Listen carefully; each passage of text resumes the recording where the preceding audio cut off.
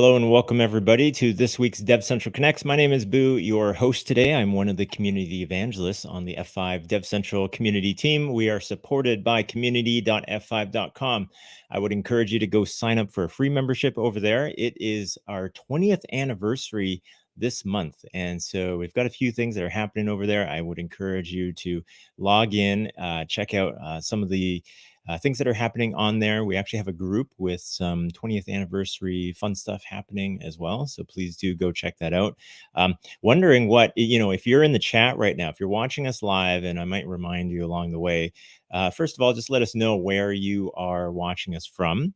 And that would be interesting. But also, what were you doing 20 years ago? So we're in 2003 right now. 2023 right now. What were you doing in 2003? Personally, I shared in the community.f5.com forums that back in 2003 was a little bit of a transition in my schooling. Dropped out of a bachelor's of science program because I was clearly not cut out for that. And I was trying to figure out what to do with my life. And so I entered into a computer networking program and did that for a couple of years, and lo and behold, got a job in that industry and kind of found my way through an interesting career over time. So would love to hear what everybody else was doing 20 years ago. Were you already in the field? Were you doing something else?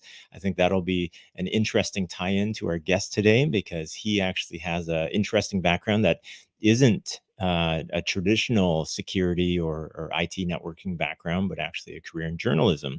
So in a couple of minutes, I'll have some more stuff to talk about, but in a couple of minutes, I'll bring on Taylor and we'll talk a little bit about that. But a couple other things. Now, you might be watching us from YouTube or Facebook or LinkedIn or Twitter right now. So I would encourage you to follow, hit like, leave comments as well. We're live right now, so you can have the ability to interact with us on there. We've got the research team in the background who is they're manning the chat for us right now. And we also have the podcast available via Apple, Google, and Spotify. And while you're at the YouTube, if you're on that, I will highlight some of the content that we have out on there. We have some recent content around Cisco ACI. Just last week was Cisco Live. And so we had announcements around that, some of the stuff that we're doing with that partnership. So go check out some of that content on there.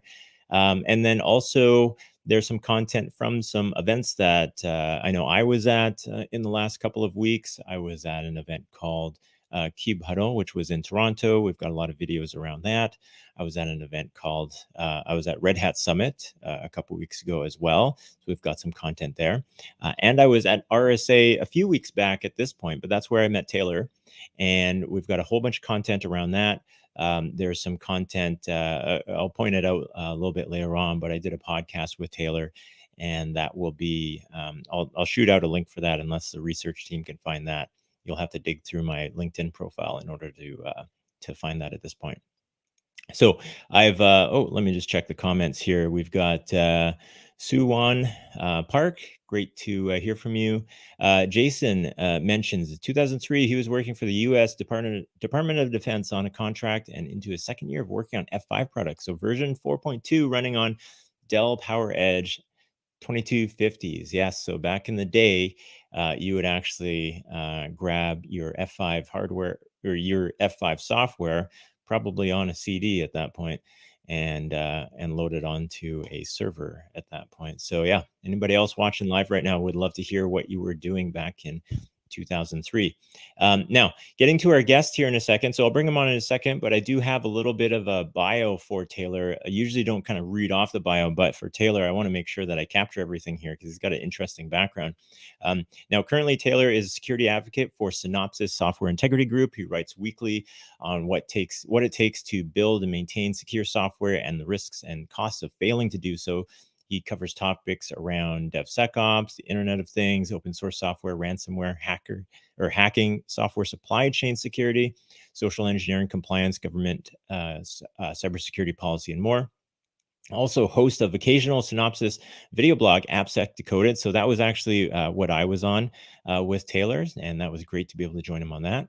Now, before joining Synopsys, though, he wrote for CSO Magazine and the Sophist blog, Naked Security. And prior to that, he was a reporter editor and columnist for several local and regional newspapers in northeastern Massachusetts. His work has appeared in Forbes, Wall Street Journal, The New Stack, DevOps Digest, Security Boulevard, CIO.com, and Medium. So I think this will be really interesting because from the aspect of being able to convey technology concepts into story is becoming ever so important. Being able to, I think, from a perspective of being able to justify for budget and being able to convey the full context of why technology is important to accomplish some sort of task or some sort of business goal. Usually, if you can kind of weave some sort of story in there and relate it to business value, you'll have a lot more success in doing so. And as engineers, we all find that hard. I think many of us find that hard to be able to take the ones and the zeros and turn it into some sort of story. And so Taylor is somebody who's being able to take that background and apply it to turning ones and zeros into stories. So without further ado, let's bring on Taylor. Taylor, how you doing? I'm doing well. Thanks for that. You want to be my marketing manager? That's a thank you for the intro. Yeah. Is there a job posting right now? Let's check it out. Yeah, it's a great background to talk through because I think not a lot of people come from a background like that, being able to tell stories. So did I miss anything on the intro? Do you want to fill anything in on that, or? Well, just that. Well, okay. In 2003, I'm gonna answer. Yeah. That was a great question. In 2003, I was in the thick of writing for newspapers. I wrote for a newspaper in the Merrimack Valley of Massachusetts, which is sort of the southwestern corner of northeastern Massachusetts. But it was a regional daily, and I wrote. At that point, I was a columnist and editorial writer, so I was writing opinion. But in order to have an opinion, at least theoretically, you're supposed to be informed. So, I tried to be informed about all the things that matter to people in their lives, education, healthcare, what their government's doing, what the cops and robbers are doing, all that sort of thing. And but what I was going to add to that is that as a lot of newspapers failed to do, my newspaper kind of failed to see the internet coming in the way that it was going to be coming. Because for a long time, for decades, all the ad department had to do was pick up the phone and take classified ads, and the money poured in, and then suddenly classified ads fell off a cliff. So, so in around 2011, in 2011 is when I left mainstream newspapers, and that was through the help, and that's what I wanted to mention. That was through the help of a guy who I had helped get his first job in newspapers, and then he left. I think he left around 2003 to go work for IDG for CSO magazine. His name is Bill Brenner. And when he heard that I was out of newspapers, he called and said, "Gee, you want to try this?" And I said, "Bill, I can write about politics, but I'm not a techie." And he said, "Give it a try." And so he sort of fed me some rather simple, easy intro types of stuff. And that was 12 years ago. And so, partially it indicates I guess the magic of networking and stuff. But also Bill he's the VP of content for the Cyber Risk Alliance. And he's done very well for himself as well. But what happened basically was finding out that I was starting to work with people like yourself who were technologists and, who know all about code and ones and zeros and all of that stuff. And they were way, way smarter than I was about all of that. And just, they'd been living it and breathing it. But at the same time, sometimes they had trouble communicating it. And so I was fortunate enough to find, sort of a synergy or whatever, where I had to learn. For a while, I had 3 single-spaced pages next to my desk with acronyms on them. Yeah. Just so that I could talk to people. Yeah. And I still have a few, but that was sort of how I got on that road. And like you said, and I loved what you said when you were doing a little promo for this episode about telling stories. Stories, experts talking to experts is really important, but experts talking to regular people is really important too, because I think in cybersecurity, the 99% are the normal people, and so they need stories and examples that sort of connect with their lives. And so I'm hoping that that's what I can do. Yeah, absolutely. It's interesting. So when you are looking at stories, is the process the same when before working as a journalist in the newspaper business, Right. and then as you've transitioned into cybersecurity, as you're looking for stories, are you looking for similar things to be able to tell? Or maybe we can go through, do you have like a process for discovering facts and discovering information and be able to synthesize, okay, what's important? What do I throw away from here? How do I add more context to what I'm putting out? All of that. Yeah. I mean, I've lived and breathed as a journalist for most of my career. But technology is something that is embedded in all of our lives. I'm sure that you've heard of Bruce Schneier's. I don't know if it's I don't think it is his latest book, but like 2 or 3 years ago, he wrote a book called "Click Here to Kill Everybody," which It's he becoming more acknowledged real. was kind of a clickbait title. But the point of the book was that technology was embedded into everything. As his slogan is, "Everything is a computer." And that's not quite true, but it's getting awfully close. I mean, not only is your car a computer, but your refrigerator and your toaster and your home security system, and I mean the things, your vacuum cleaner, your Roomba, or whatever it is, all the things that we didn't used to think of as connected. If they're connected, then that means you should care about cybersecurity. So what I do when I work for a company, a business unit of a company that is focused on software security. And the reality is that software risk is not only a business risk, it's a personal risk. So that if you're, if you give away your password, if you get phished or vished, or if you click a malicious link and things like that, your life can be upended. And so it's not too hard. When I talk to my friends, it's not too hard to get them to care, because nobody wants their bank account vacuumed out. Nobody wants their identity compromised. Nobody wants their credit card stolen. So basically what I try to do, and what any journalist tries to do, is think, who cares about this? And in technology, the way tech is now, everybody should care about this. And why do they care? So, so that's what I do, is I look at stories. Since I am focused on software security, I look for stories that are in the tech media, that like, your local hospital just got breached. They had to close down. They couldn't do surgeries, whatever, because of a ransomware attack. It's easy to care about that, especially if you're on the list of having a critical operation or, surgery or something. So from there, then what I try to do is explain as best I can, and in a way that regular people can understand it, what it was that went wrong, why it went wrong, and then what could or should be done to at least make organizations, your own household, your own wallet, your car, whatever it is, a more difficult target. I mean, one of the first slogans that I heard when I started doing this was, "Nothing can make you bulletproof." So, we understand that.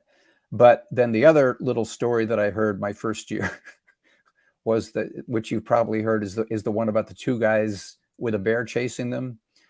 And the one guy looks at his buddy and says, "I don't have to outrun the bear. I just have to outrun you." Yeah. Which was not a terribly sensitive and compassionate thing to say. Yeah. But the point is, obviously, that most cyber attackers, most bad guys, are looking for easy targets. And so what my goal, my mission or whatever, is to try to write stories that help people be difficult targets. So yeah, that's perfect. And I like how I kind of think of content in the same way, in that starting from the end in mind. So starting from, hey, what is the audience Yep. kind of, are they looking for something, or is there something that will catch their eye, and kind of, would you call it working backwards from that Sure. at that Sure. point? Yeah. Well, yes, exactly. Again, when I read a story, when a headline catches my eye, it's the headline. Or Mm. if you sit down with your friends to talk about who just won the NBA title, you probably are going to start out with the Nuggets won, because that's the important thing. And then you might work your way backwards into whatever. Did you see this play, or did you see that referee call, or something like that, and work your way back. And so when I write a story, the lead, so-called, of a story, it gives away the ending in a sense. You try to say, tell people the thing that is going to matter the most to them, that they'll care the most about, maybe that's going to scare them the most. If you can do it without the usual, fear, uncertainty, doubt, the FUD. You don't want to be sensational for the sake of being sensational. But if it's a real threat, you want people to understand that it's a real threat, so that they'll read the next paragraph and then work their way down through all the details. Yeah, that was going to be my next question, is what you thought of scare tactics. Like in cybersecurity, you see that used a lot, and maybe in your previous journalism career as well.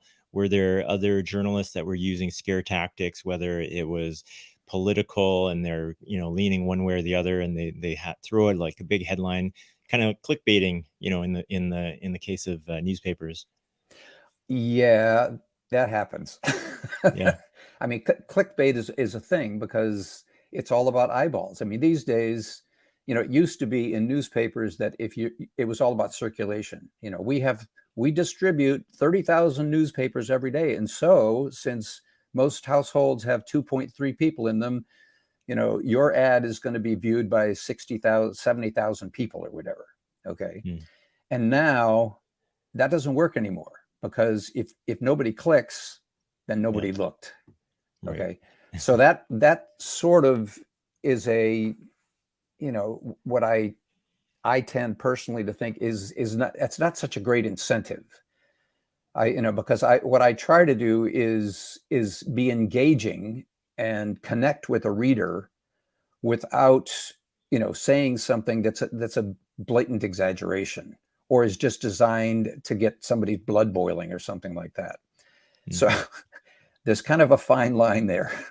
Yeah. I guess, because most of my news feed, on my phone there, I look at a news feed, and then I also have a news aggregator for tech headlines, and I look at tech headlines.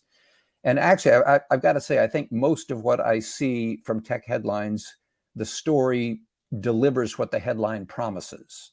But there's a few cases where it doesn't, and I get about 3 paragraphs in and I say, and I'm gone, Yeah. So I think, you do kind of have to walk the line. But again, if you think about, why do I care about this? Or why would the tech community care about this? And then why would regular people care about this? I've gone to conferences now for more than a decade. And when I first started going to RSA, I heard time and time again that we in the security community need to speak the language of business, which I think is absolutely true. If you can't get your C-suite on board, then, or your organization is going to be at risk if they, or as people say, if they see it as a cost center or whatever. But I also think, I mean, my little dream, or my little goal, is not only to speak the language of business, but to speak the language of regular people. Because once again, regular people are using tech all the time, and it's embedded in their lives. And so that, they should care, but most of them just sort of, their eyes glaze over. As soon as you start talking about, I remember the first interview I did, and the guy was talking about a CISO. Yeah. And so I wrote down SEESOH. And then I went looking, to find out what a CISO was, Yeah. And so if you talk to regular people in jargon and acronyms, their eyes are going to glaze over, and they'll just say, don't bother me with that. But if you can try to help them understand how they can, they're not going to understand everything. You don't have to understand everything about your car to drive it safely, or even to, change a few things. If you can speak the language of regular people and tell them a story and get them, tell them that they need to care and then show them why they need to care, then I think that's a really good thing, because regular people, like I said earlier, are the 99%. It's not RSA, it's the world. Yeah. So, that kind of leads into another question I was thinking of, in that do you find yourself writing differently for different audiences? Maybe business level. I'm thinking of, like, let's say an engineer, they saw a gap in the business for some cybersecurity tooling. They need to roll up a business case and justify a purchase. And it is really important what they're doing, but if it was an engineer and they lay it all out for another engineer and ones and zeros, and it's very clear to them, but they want to roll it up into the business, the people who will sign off on that 6-figure PO. Okay, we got to write it different now. Yes.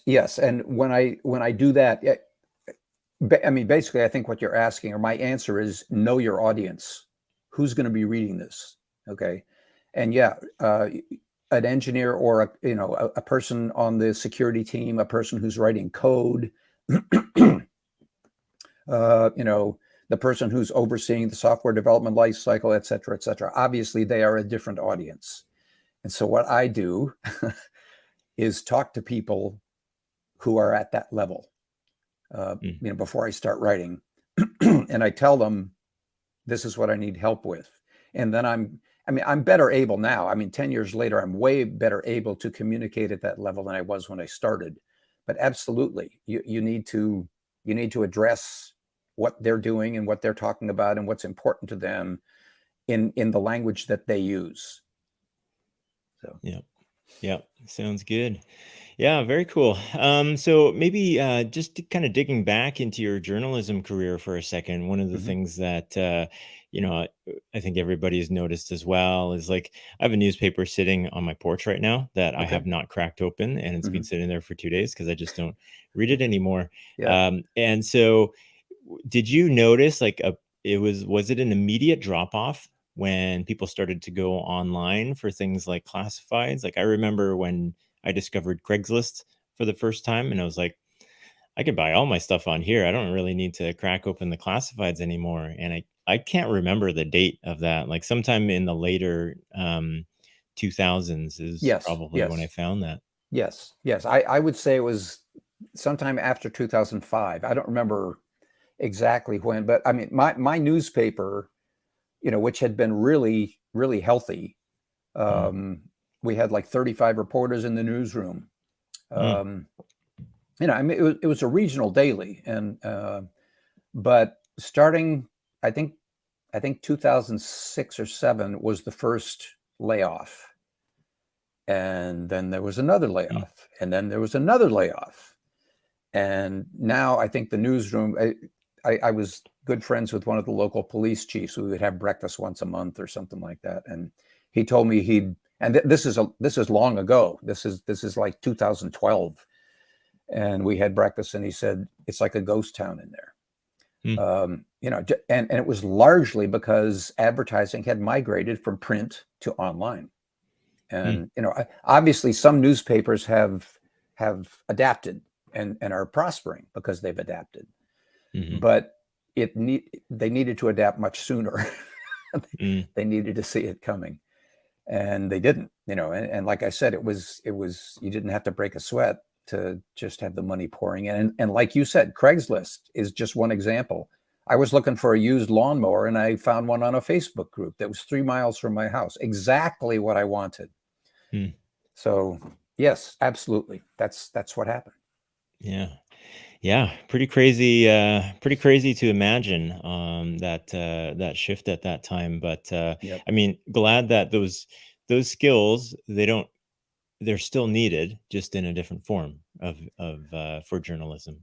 Well, yeah, I'm living proof, I guess. Bill Brenner, the guy who helped me get going, he knew that I could communicate. He knew I could write, he knew I didn't know anything to speak of about this industry, but he figured if I was motivated and interested, I could learn. And so he was kind enough to bring me on slowly. He didn't give me something that was like super technical, but yeah, it was one of those things where, and today, one of the things that keeps me interested and makes this job so much fun is that every week I learn something new. I talk to somebody, and fortunately, it's kind of like, at least even if I can't speak the foreign language, I can understand most of it. And so now when somebody talks to me in a way that my eyes would have glazed over 10 years ago, I can grasp it. And so every single week I learn something new, and that energizes me, just because it's a constant learning curve. Your acronym worksheet is a lot longer, I'm sure. Right. Yeah. The tech industry is pretty bad for acronyms, but I guess we have long names for everything. Well, I mean, every profession has its own jargon. It's kind of like a secret code or a secret language, and that's okay to a point. But at a point where, like I keep saying, where what we do or technology has embedded itself in the lives of everybody, it's not such a good thing if people don't understand what the risks are. Yeah. Very cool. Alrighty, so we've wound down to the end here, but I know you've got, and we talked about it already, you've got a few articles that have recently dropped, and you've got a ton of other articles as well. So where can folks go to find out more, to read the articles and find out more about you? Thank you. Well, my name is unusual enough that if you put my name into a search engine, you're probably, although I have a nephew with the exact same name, and he works for Nike. So that would not be that guy. Yeah, fair enough. Okay. But if you put me into a search engine, but usually I write once a week. I post something on the Medium platform, which is a self-publishing platform. I also write for the Synopsys blog, synopsys.com, will easily, and then put my name in, and a lot of stuff that I've written will come up. But also the pubs that you mentioned earlier. I mean, I'm doing some stuff right now that is going to appear on the IDG platform, for example. And I can't even think. What's the list? Yeah, we got the list that I gave you. I mean, and those are pretty occasional. I'm not writing for them regularly. The most regular stuff that I do is Medium and the Synopsys blog. Yeah, sounds good. There was, here we go, Forbes, Wall Street Journal, Newsstack, DevOps Digest, Security Boulevard, CIO.com, and Medium, as you mentioned. So right. Lots of great spots to find you. I will be creating a thread for folks listening right now. I'll be creating a thread on community.f5.com. So we'll put in all that information there, and you can find out more about the articles that Taylor's writing, and hopefully have you on maybe in a couple months or so, and talk about, one of the recent things that you've been working on, whatever it is at the time. That would be great. I really appreciate you having me on. You're a very fine professional host. Thank you. Yeah. Thank you. Awesome. Okay. So Taylor, thank you very much for joining me today. I will bring you backstage. I have a couple folks I have a couple things to talk through with the folks, and I'll see you in a second. I'll see you in the green room. Great. Thanks. All righty. Thank you very much, Taylor, for joining me today.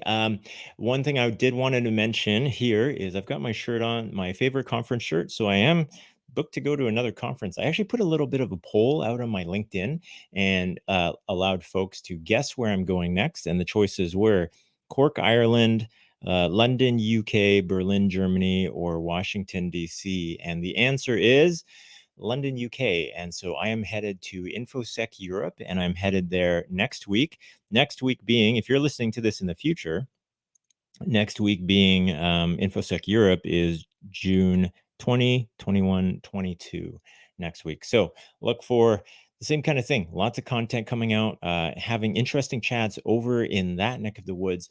It's in London, UK, but there is folks from all over Europe that are going to be there. And I'm really interested in hearing the topics that are important to them. Last year I was in Singapore, and actually our folks, our colleagues over in Singapore had a great event last night, our time in North America time, but they had an event that was really well attended, talking about simplifying application connectivity complexity. And I think they move really fast over there. That was something that I noticed. So I'm really interested to see what things are like in Europe. I know regulations change how the market is over there. So it'll be interesting to have those chats and tell those stories.